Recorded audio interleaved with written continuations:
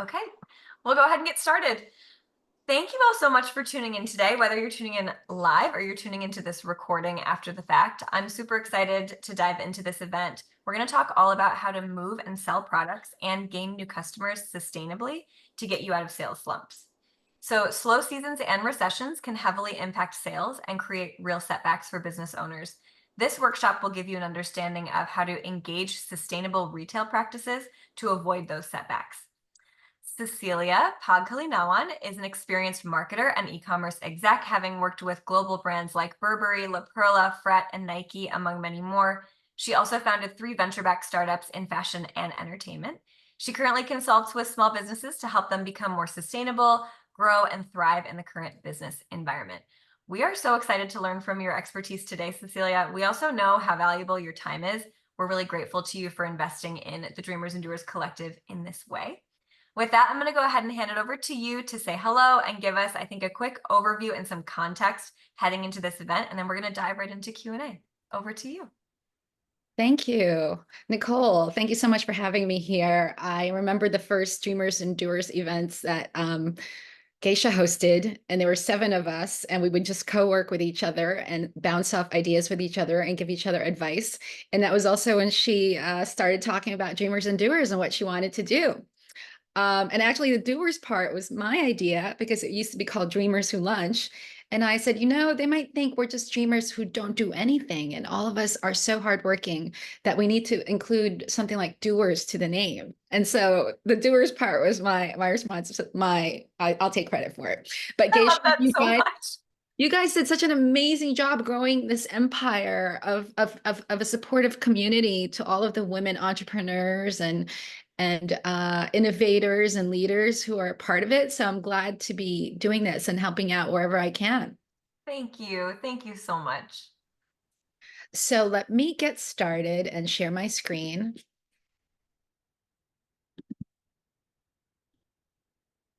Is it showing? Not yet. Sorry. Yeah. I'm doing it again. There's like 2 buttons I'm supposed to click on the share. There we go. That looks Here great. we go. So basically why I wanted to do this, let me just make full screen, is I get called all the time. And sometimes it's by friends who have started their own businesses, and sometimes it's their investors, and sometimes it's other CEOs about having extra inventory and what they should do with it. And of course, when that inventory doesn't move and doesn't get sold, that's when it gets tossed.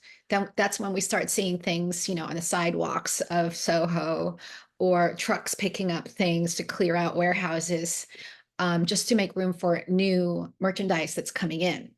So, and in my 20 years working in fashion, I saw a lot of what went wrong and what could have been done right to correct it and improve the process so that we minimize the waste that we cause and also make money for everyone, and because when there's waste of product, that means there's waste of time, energy, and money that went into it that all of a sudden gets tossed along with the clothes in landfills. And it's always so shameful, I think, when talented designers and hardworking entrepreneurs do so much to make beautiful things and somehow they don't get to the right audience or people who they ideally would want to wear them. So I love fashion. It's why I went into this business. My first client when I started my e-commerce agency back in 2000 was Nine West. And we wound up creating the Nine West website. And within 3 months, the website paid for itself. And what was interesting was in the first month, we sold $40,000 worth of shoes that were delivered to University of Texas in Austin.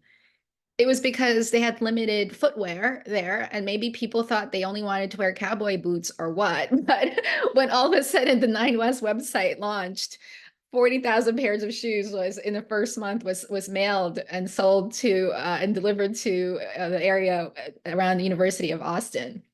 I mean, University of Texas in Austin. So that's a little side note.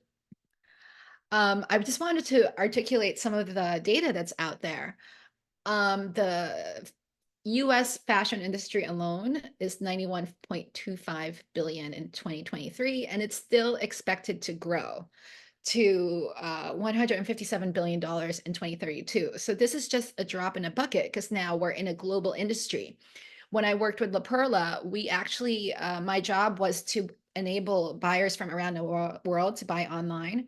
So we had to then make it in multiple languages. And this was 2006, multiple languages, multiple currencies. And that was also at the time, Europe wasn't under one currency yet. So you had to have the lira, the franc, and everything else. So it was complex to have to integrate that when we launched e-commerce sites back then in 2006. And so, but it's also a lesson of what you can do when you have a global market. However, some of that textile, as you know, even though the industry is huge, is that 11.3 million tons of textile waste fill landfills yearly.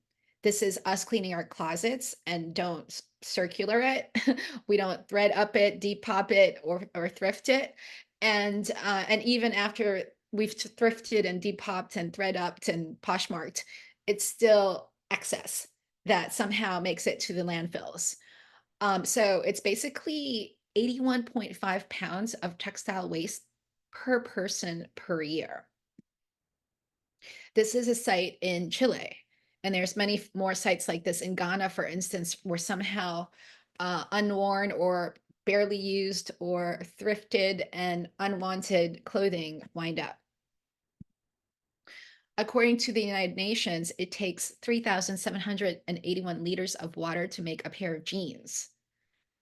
So when you think about a bottle of water, a liter of water, 3,781 of that for a pair of jeans. And I think just slightly less than that for a t-shirt. So it really makes us want to think about how we purchase and how we consume. And here are a pile of jeans. I used to have a lot of jeans like this, but not this much. But I've been a lot more conscious lately, and have basically reduced my closet significantly and gave away or resold closets full of clothing.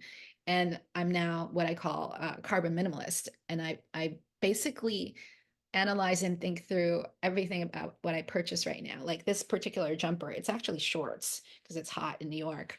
I actually got it thread up, and I only want to wear, for instance, 100% natural fibers, because we now have heard how PFAs and most of and polyester is made out of petroleum, which is basically oil and gas, and how it could potentially be harmful to our health, and also to they've now analyzed blood and tissue and seen microfibers and microplastics in our bodies, in our cells. So I'm being mindful about that now as well, to try to stay healthy now that I'm over 50.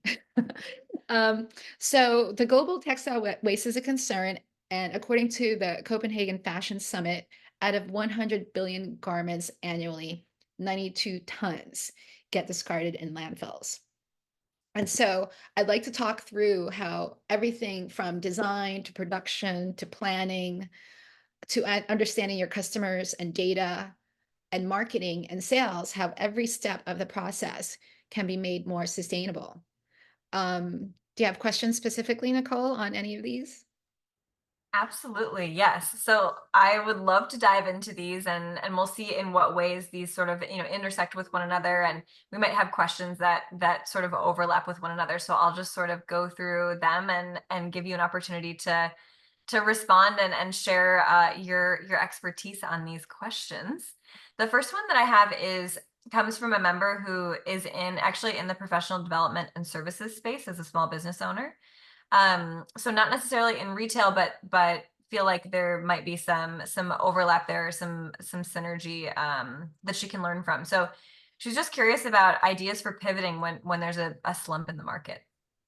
When there's a slump in the market, so that's a big, wide question, because usually, does that mean, do you have existing merchandise that's unsold?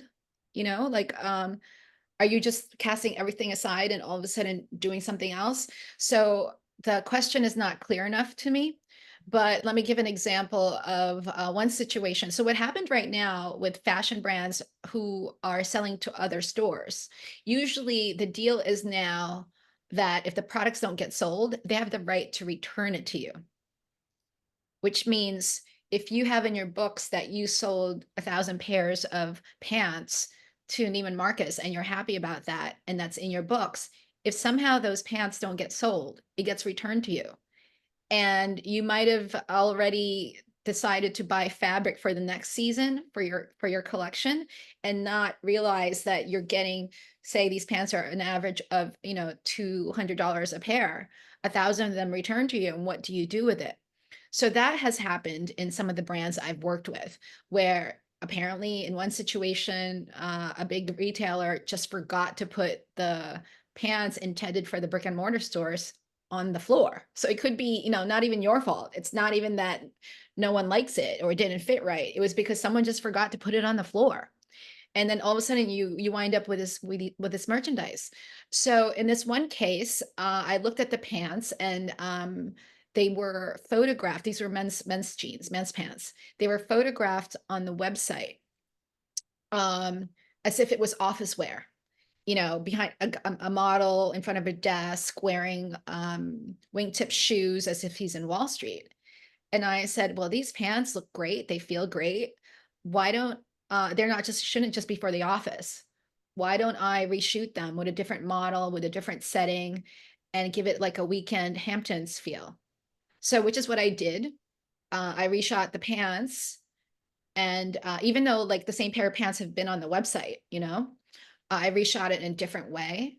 I made it so it's, for the weekend because sometimes people have enough pants for work in their closets, So just reshooting them a different way on a different model with a lighter feel that makes you might want to buy it and have it for your vacation or your weekends in the Hamptons. And instead of wingtip shoes, I styled it with common project sneakers, and had the model like be in front of a doorway that looked like it was Hampton's Beach House, and wound up, selling these things. So it was supposed to be a disaster where we had all of this inventory left over and just a quick reshoot and then posting it on our homepage and putting it on socials and also in emails to customers. We were able to sell those products. So there's, ways that you can turn a problem into a benefit if you just think about a creative solution. I love that. I love that. We Team D&D, we love saying turn a bug into a feature. Yeah, exactly. I love that. Cool. Well, I'll dive into one of the other questions here. So we have a member who is curious about she's just looking for advice on how to stay current on what e-commerce brands are doing, like in this business environment right now. So you know what? Because I've been in this industry for a while, I'm not sure what I'm not. I don't have lens into what everyone's doing, but what I do keep track of is that there is more of a move to sustainability. For instance, in Europe, they now have to create a QR code per garment that will say where that garment came from, what it's made of, and potentially how many washes it can last before it deteriorates. So they're doing that so that when people are looking, say, at a trench coat that was made with this kind of fiber and made, in this country versus one that was made, somewhere else with this kind of fiber, you can tell that even though we're just paying $50 for one trench coat, this other one is going to last 10 times more and survive more washes. And they're going to be able to tell that. So you can compare, because that's the issue with e-commerce right now is we're using images to sell things, but most of us, when we buy things online, we haven't been able to try them on or feel the fabric or look at the stitching to see if they're frayed or it might break or how secure it is or how the buttons are. So that's when you can't really communicate why one is worth $350 versus 50, you know? So when I worked at Burberry, there were people there who have inherited a trench coat from their moms that the mom wore at their honeymoon in Europe.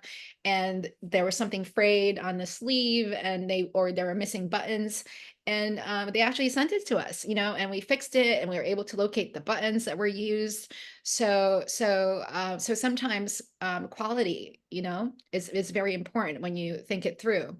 So I'm not sure if I'm answering the question right, but that's just an example. No, that's great. That's perfect. That's awesome.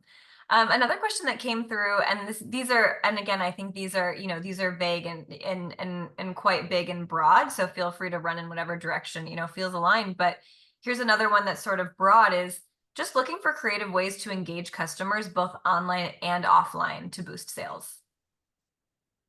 Okay, so creative way. So when there is a sales slump and when there is a negative news cycle, when, like, for instance, when there's a recession and everyone's just hearing negative, negative, negative, sometimes the way to separate yourself is to come up with something beautiful and cheerful, that maybe. So I actually wrote an article for Adweek at the beginning of the pandemic.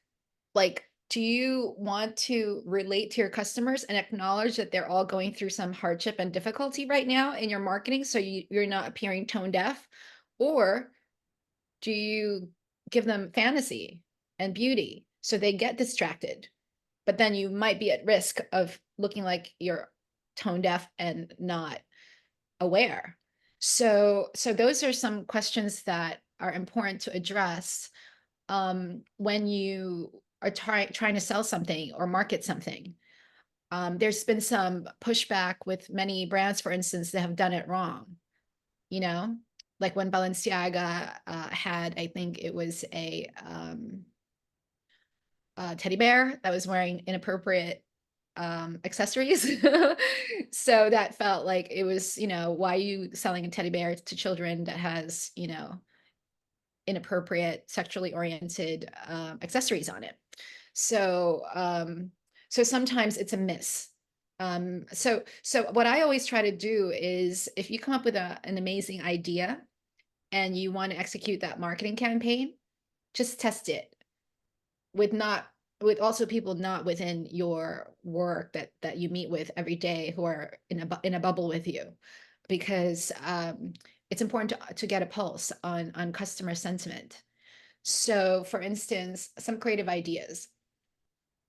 So when I was working at Burberry, they had, I think, 3 stores in Las Vegas. And for some reason, Las Vegas were one of my top 3 stores that I would constantly sell to. I mean, one of my top 3 states and cities where I would sell from e-commerce to. And we were trying to figure out, well, why would they do that? There's 3 Burberry stores there. And what happened was they merchandised the stores as a resort location, which meant it was golf wear, swimwear, vacation wear.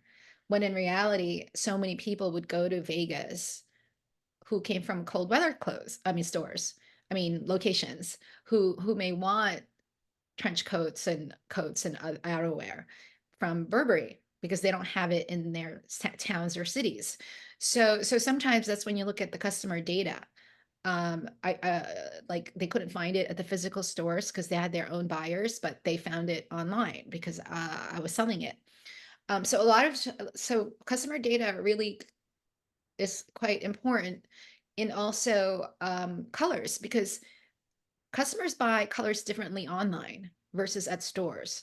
At stores, they can look at their skin tones, they can look how it works with other clothing possibly in their wardrobes, but online it's kind of just like a pop of color. So actually pops of color sell better online, you know? Um, and I'm not sure about, like, what there's so many creative ways. Like, so there was one client that I had who, it was a recession, and we decided to provide escapism. So it was a luxury client, and we decided to create a sweepstakes, believe it or not. Win a trip to Ischia. Ischia is a beautiful island off the coast of Italy, and we had an amazing image, and we placed ads on socials, also in high net worth publications like Wall Street Journal and Fortune magazine. And it just said, escape to Ischia. That was the tagline. So many people clicked on that and gave us their email addresses. And the winner wound up being someone who is a CEO of a company. A CEO of a company will, enter a sweepstakes if it's attractive enough.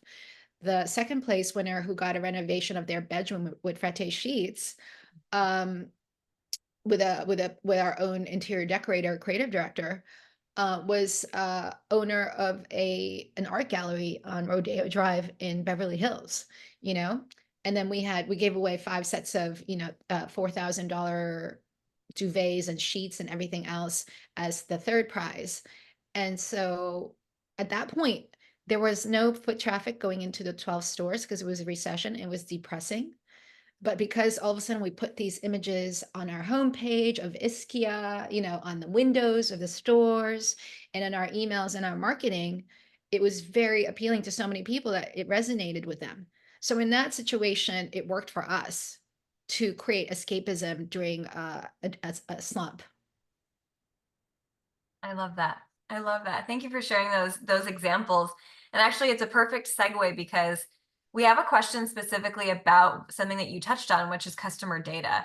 And so this curiosity is really about how you leverage data and analytics to make informed decisions, but also how to optimize your sales strategies based on that. So you touched on this already, but any other examples that you have about leveraging that data and analytics for sales? Absolutely. I would be looking at the data and analytics anytime I ran a campaign. It's the first thing I would look at every day. So just to give you an idea, one time with La Perla, I looked at the traffic on our website, and the website doubled. But the conversions to sales were flat. Doesn't make sense to me. Why are we getting double traffic, but we're not getting the sales? So it turns out, because we started looking at the search history as well, all of a sudden it starts saying James Bond's swim trunks. What happened that week was Turner TV was running, it was James Bond week, where it was all James Bond films. So they were running a trailer of Daniel Craig coming out of the water in like Portofino or something, wearing these tight, short La Perla men's swim trunks. And so many people wanted it that the search history, look at the search history, there were searches on that. But because we didn't have that product, there was no landing page where they could buy that product. We didn't even carry men's. So what happened was I contacted our production team in Italy to see if they had any left in Italy.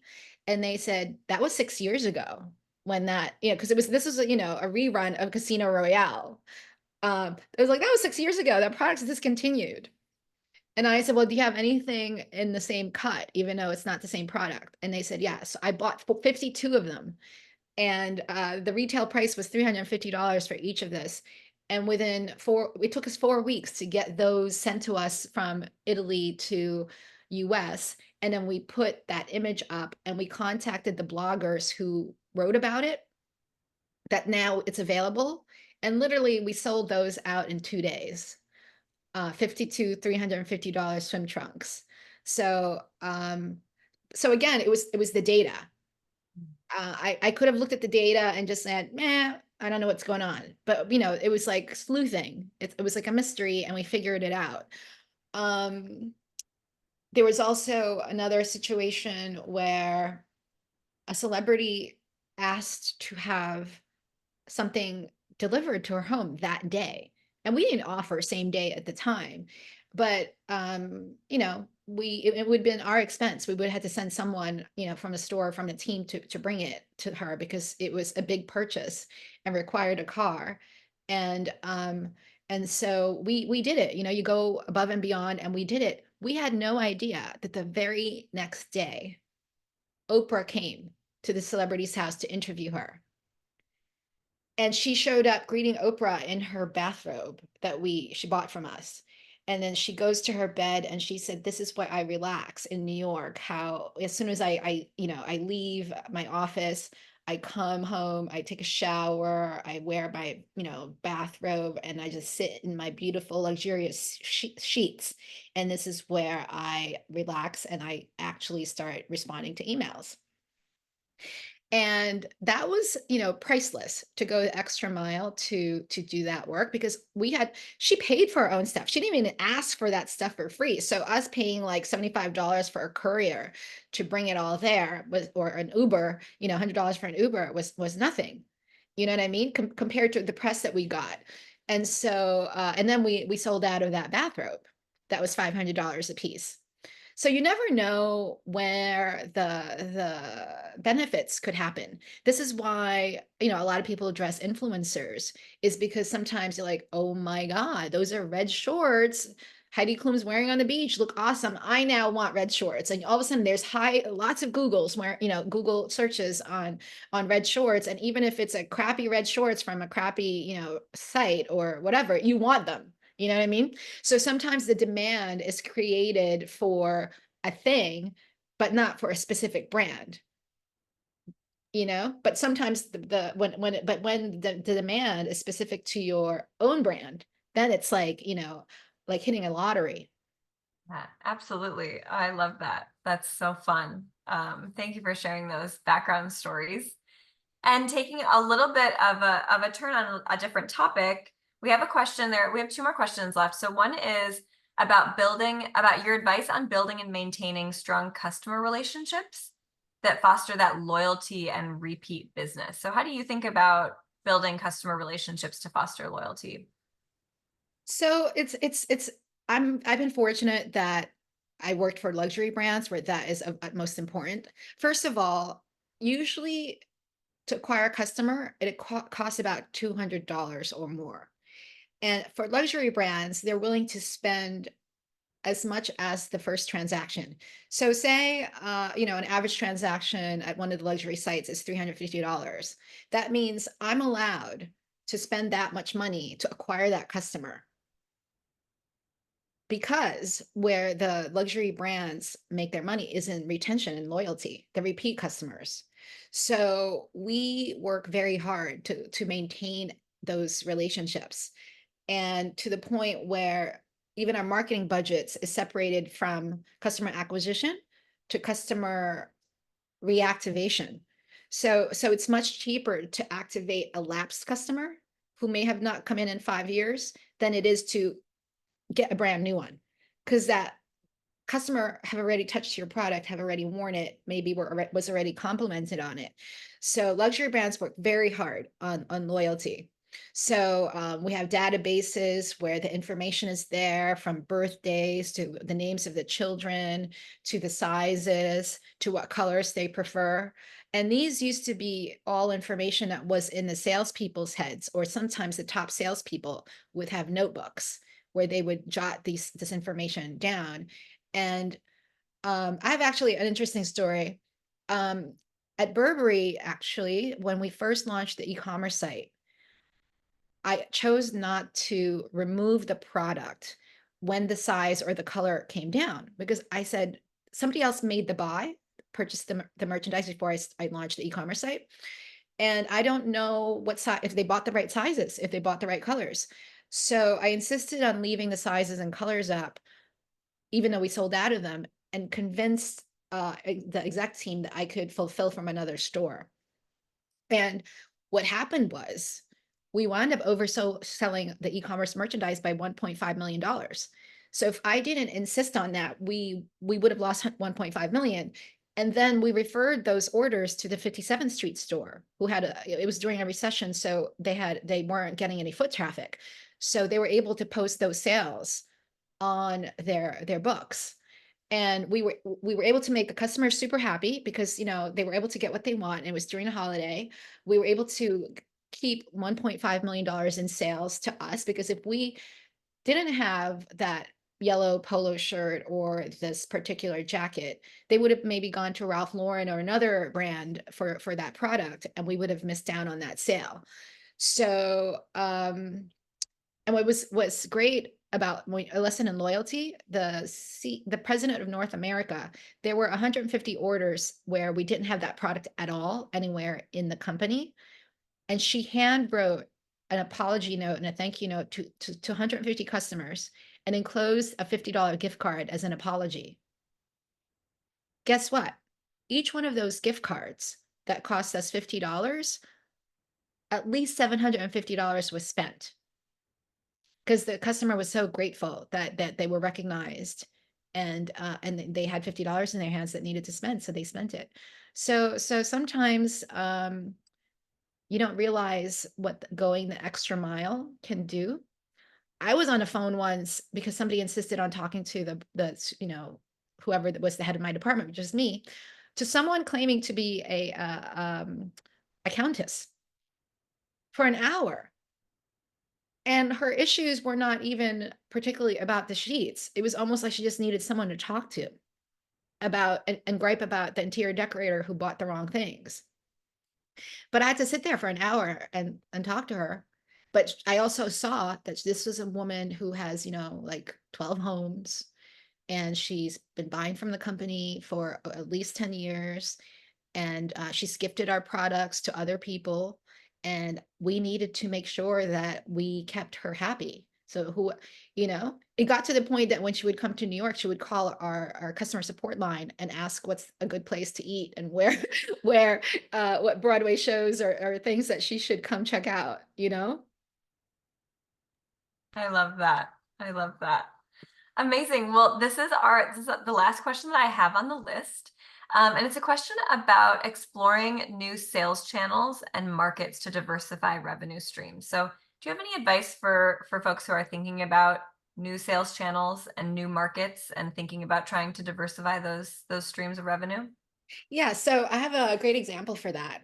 I had a client who was selling compression soft sportswear. So they're like the sleeves and the tops that has compression, so you're not inflamed if you work out too hard or something. And they were targeting that to sort of like the Connecticut customer of golfers and tennis players. But there's a bunch of other athletes and sports who benefit from compression. So this was a time when I happened to have a sister-in-law that survived cancer. So she would do these like cancer runs with her friends, and each one would be dedicated to someone else. And each time they ran, they had a different color that they all bought together. So they all looked like a team, right? I said, why don't we sell the compression tops for those types of markets, where there's a cause, and also contribute to, cancer or causes related to the purchases. And it was a whole market that was not even explored by this particular brand. And and they used to sit on extra colors because some of the colors are not, everybody wants white, black, or whatever.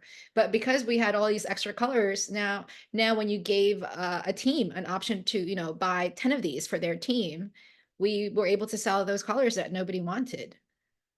Um, so being creative in that way, we're trying to really understand, okay, we've we've out we've done the marketing targeting, all of the Connecticut markets, but there's other markets that could potentially wear this.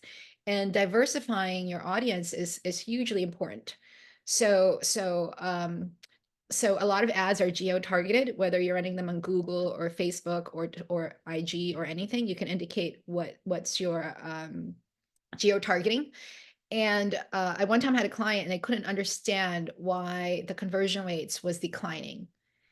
And I looked at the data and I said, your agency has not changed demographic targeting or geo-targeting in 5 quarters. I mean, yeah. So basically, that means you're showing almost the same stuff to the same people all the time without changing it. So say the same product that was selling in Connecticut could be selling in Colorado, and they haven't even targeted Aspen or Denver or anything. You know what I mean? So this is where creating the customer profiles is hugely important to understand your personas of who you're targeting. Are they young moms? Are they grandparents? I had a client also was selling high-end cribs and high chairs, and it was featured in Apple, and an Apple ad. And they thought their customer was young mom who's an interior designer or architect living in Tribeca. That was their profile. But they weren't looking at their data. When I looked at their data, the young mom might have been pushing that stroller, but guess who bought it? The grandparents.